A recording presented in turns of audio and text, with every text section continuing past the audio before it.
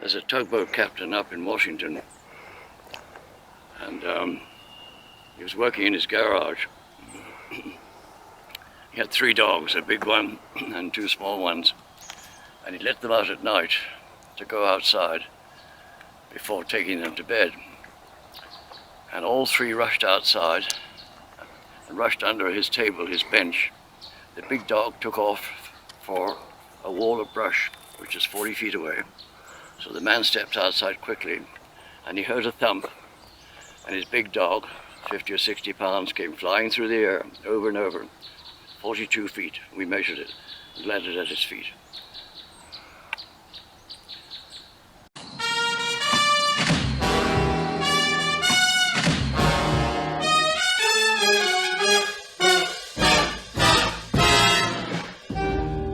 If I call 3 times a day, come and drive my blues away.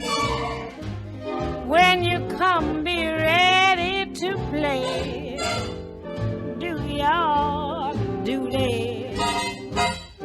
If you want to have some luck, give your baby your last buck. Don't come quacking like a duck. Do your duty. I heard you said you didn't love me. Hello, and welcome. Welcome, fellow citizens and sincere students of the Sasquatch species, all across North America and wherever else in the world our next of kin calls home. I'm your host, Christopher Noel, coming to you all the way from Vermont's Northeast Kingdom. Today's episode is going to be a change of pace, even as we continue working to streamline our message and adopt a logo and figure out how to take this movement national in the most effective way. Today I'm going to share with you a few striking anecdotes about what Sasquatch can do on the threatening side. You know, we have several elements to this picture and to the urgency behind our movement to raise Sasquatch awareness and education among our own species. One big part of it, of course, is that Sasquatch is under threat by trophy hunters, would-be rich and famous men who want to go down in history. Secondly, Sasquatch will occasionally steal children and adults, sometimes letting them come back to us and sometimes never appearing again. And another aspect, though, is that they are often brutal to our animal companions. Some of the content coming up is definitely not appropriate for children. I mentioned that these horses were attacked. One was severely injured and as a result had to be put down. That was a few years ago. And what's interesting about that is that I ended up talking to the lady that owns that farm. I talked to her about a year after that happened, and she told me that the veterinarian said that he had never seen those kind of injuries on a horse. But what makes sense is that whatever this fella is seeing in the forest, down along the river, way out there, is quite possibly the same thing that attacked the deer, the horses.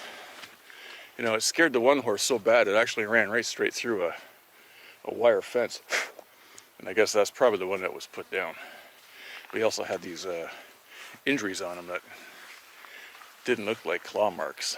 Looked more like ripping marks from something, you know, physically grabbing the animal around the neck and holding it as the animal's panicking, and it got away from it and took off. There's no real claw marks. So the lady said. 911, what are you reporting? We got someone or something crawling around out here. Did you see what it was? Was it a person or an animal or? I can't tell. All I know is that my central light came on and I just happened to glimpse and see this thing running across the yard. A good-sized man or something. It looks like a man. I don't know what it was, just that it ran across the yard. Okay. You've had problems in the neighborhood before? Yeah, my dog was killed here just recently. I don't know what it was. Whatever it is, it's running. I couldn't catch it if I was going to chase it, but whatever it was standing up. I'm out here looking through the window now and I don't see anything. I don't want to go outside. Jesus Christ, you better... Sure. Come on, see up! Hello? Get somebody out here. What's going on now, sir? That son of a bitch is about 6'9", I don't know. Do you see him now, sir? Yes, I'm looking right at him. Uh-oh. Okay, hang on. He's right... Is he in your yard, sir? Yeah, God, he's big. Okay, what's he doing in your yard? He's looking at me. You know, of course, again, it's not by any stretch of the imagination the majority of Sasquatch who are aggressive toward us and our animal companions, but this behavior does exist. And the more aware we can be of the entire spectrum of Sasquatch behavior, the better we can protect ourselves and our companions and not take any unnecessary risks. The woman in North Carolina, the first entry in the book, there were mean individuals on one side of the yard who would come up to one side of the yard from the swamp area. And then there were nice ones who would come from the other side. The mean ones, out behind the barn, they killed my dog and left me his skull and some bones on the work table over there. He must have been bothering them.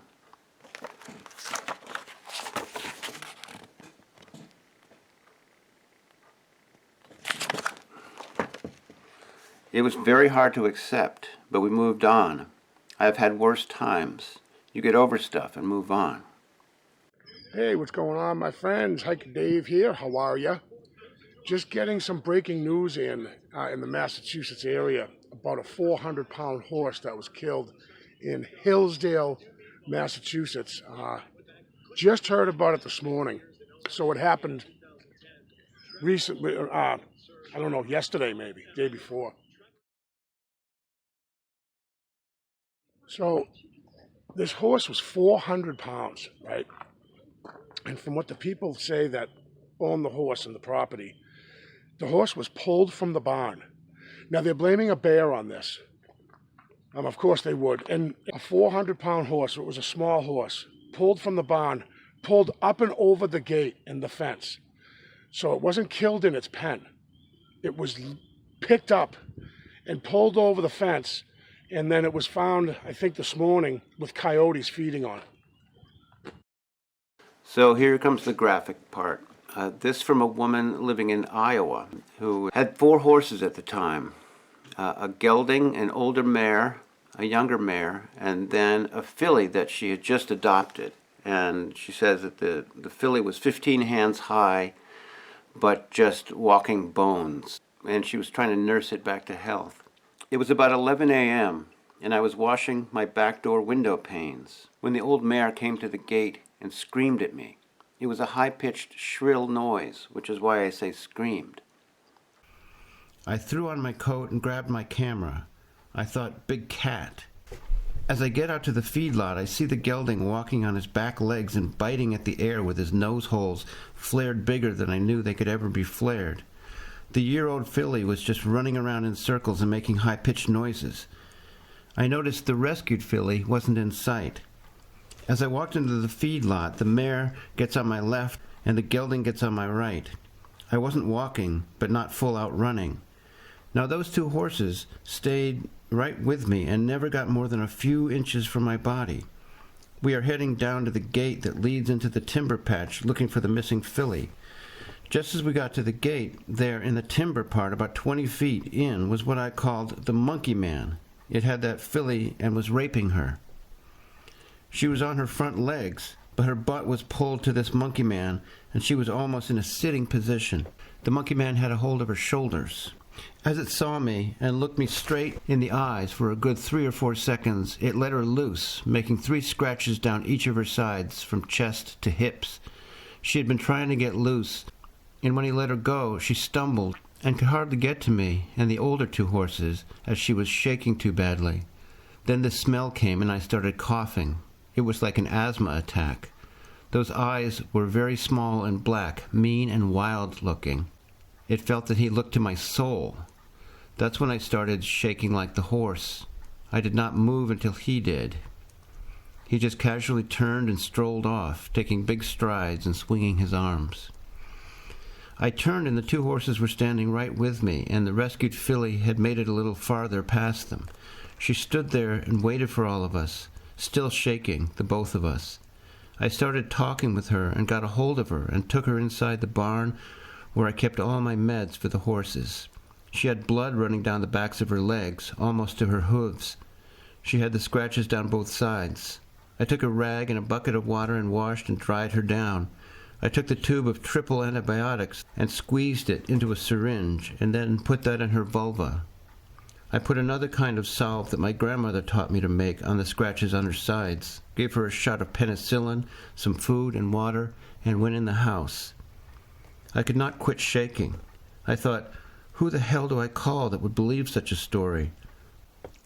2 weeks later, my son brings a girlfriend to visit, and she had a 12-year-old daughter who had short, dark hair like the monkey man. Up until then, none of these horses seemed to have a mean bone in their bodies. That girl tried to pet the gelding, and he bit her, almost biting her ear off. I still was having problems breathing and went to the local doctor. They gave me antibiotics and said I had bronchitis. They gave me 3 rounds, and it still wasn't any better. Then I went into the hospital for pneumonia. It took me a good 6 months altogether to get to feeling better, though my breathing has never gotten back to normal.